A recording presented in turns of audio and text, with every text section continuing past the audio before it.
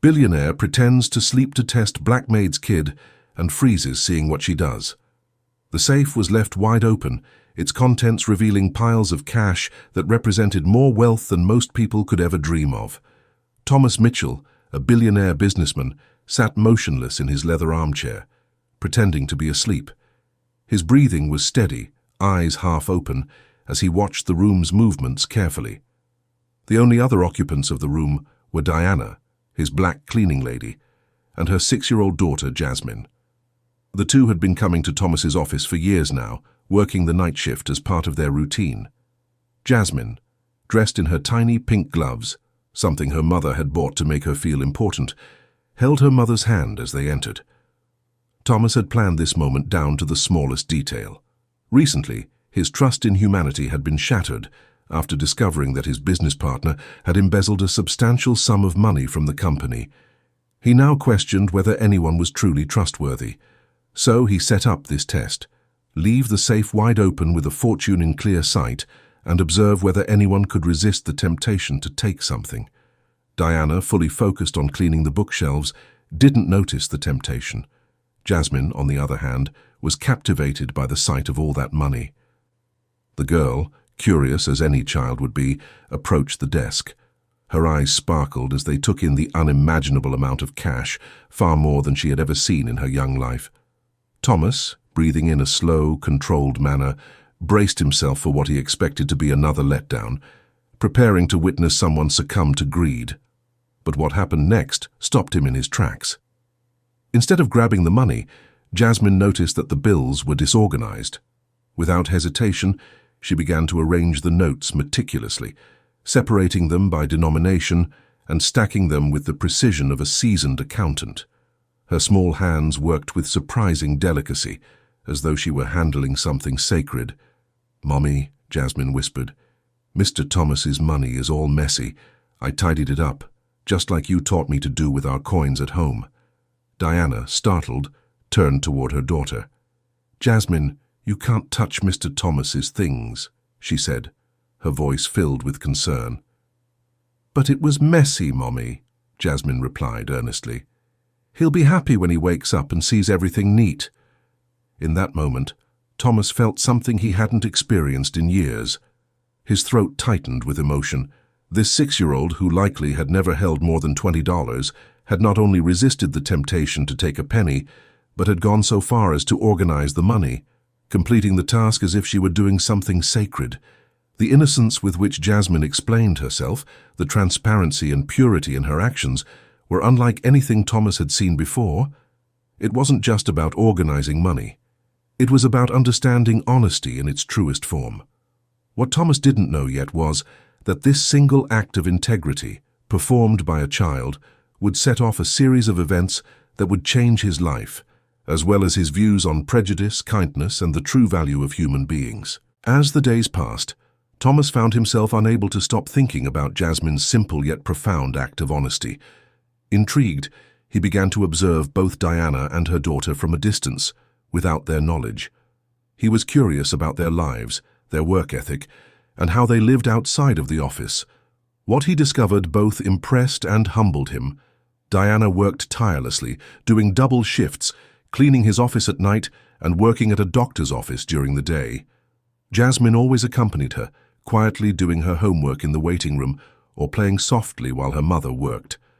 Thomas was particularly struck by the education Diana imparted to her daughter, which was rooted in a strong sense of morality.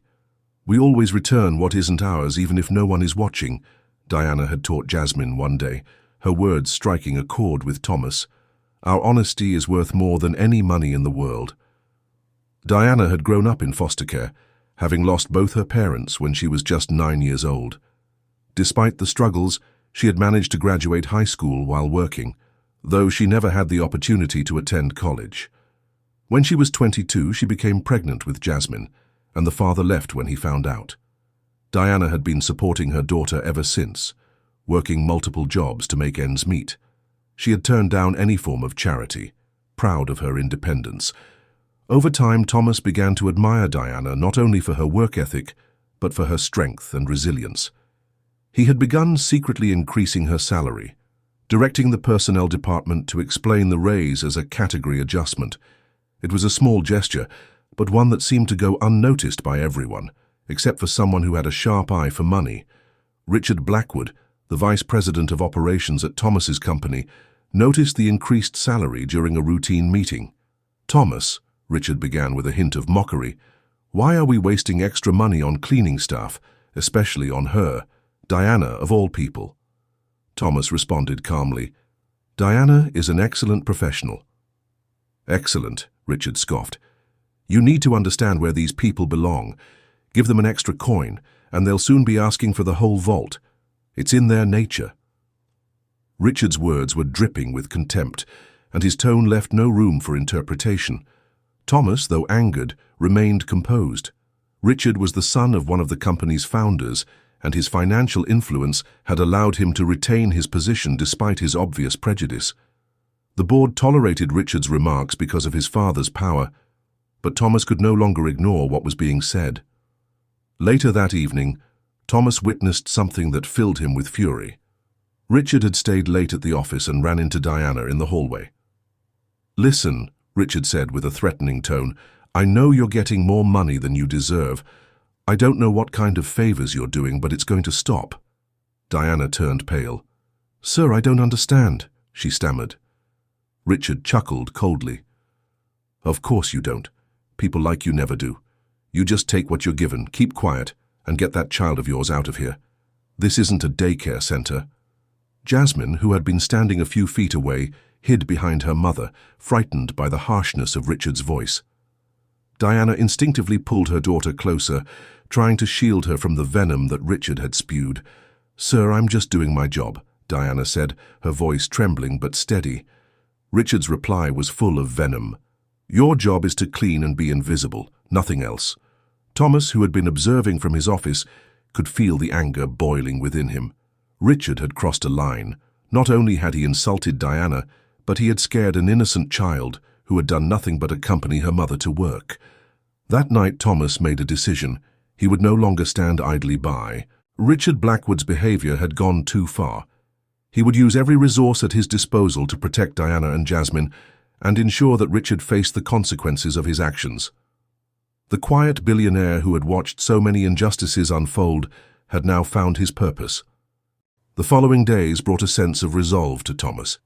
He knew that Richard's actions couldn't go unpunished, and now he was determined to fight back. It was no longer enough to simply observe.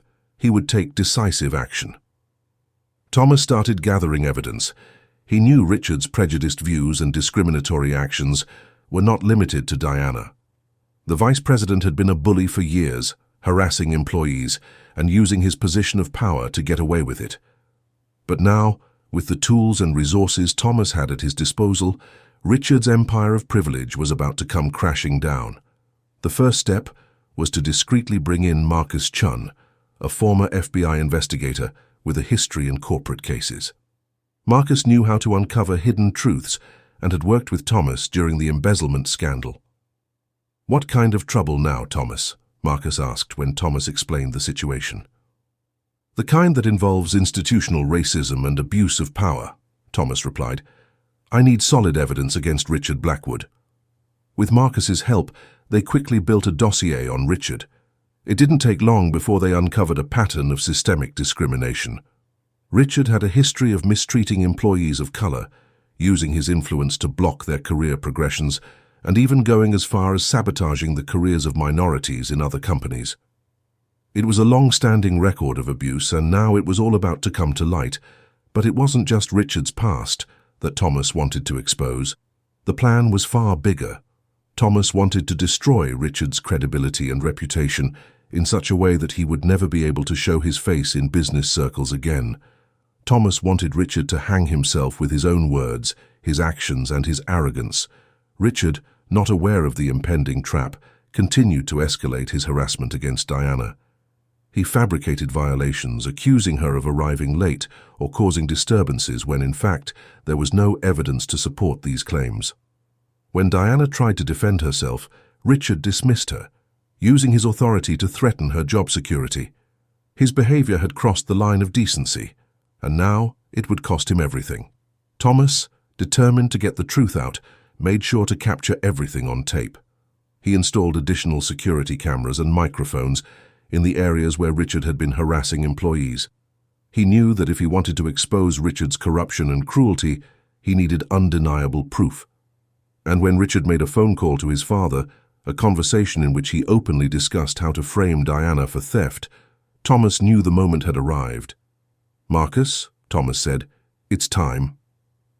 The next evening, when Diana and Jasmine arrived for their shift, Richard executed his scheme. He planted a $15,000 Rolex watch in Diana's cleaning cart, hoping to catch her in the act of stealing.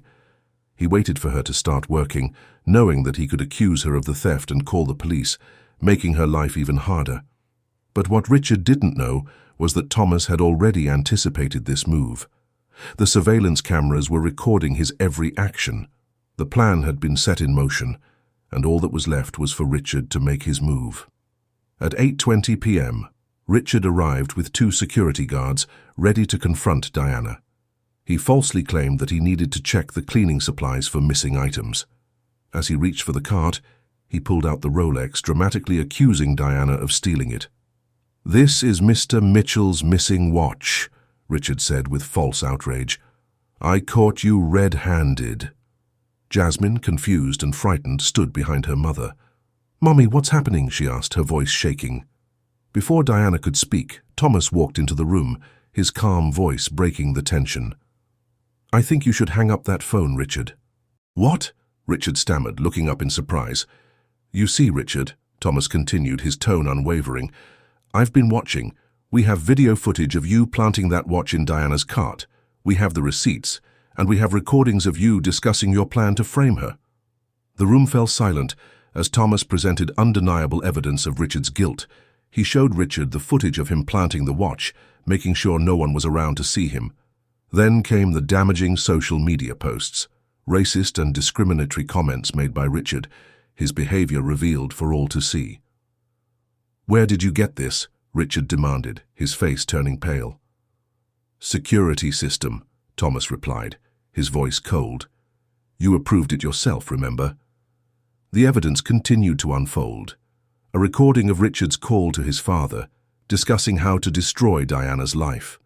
Documents showing a pattern of racism, multiple lawsuits against him, and emails where he openly discussed targeting people of color.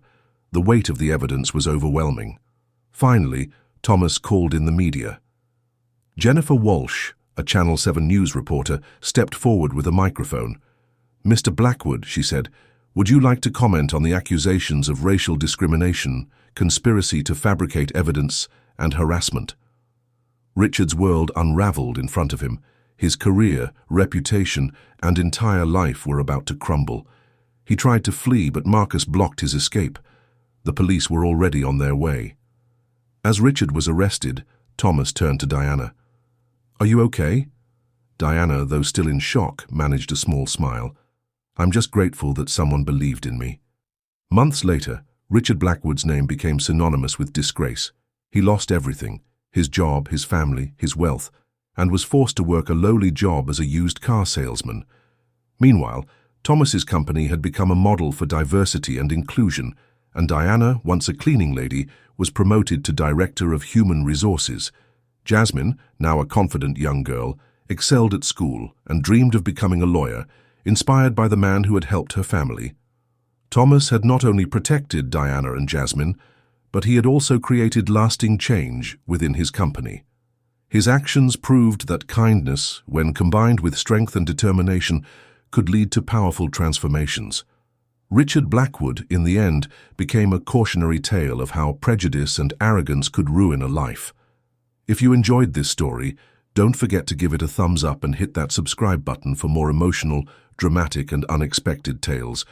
And let us know in the comments where in the world are you watching from. We love hearing from all of you. Until next time, stay kind, stay curious, and keep watching. Keep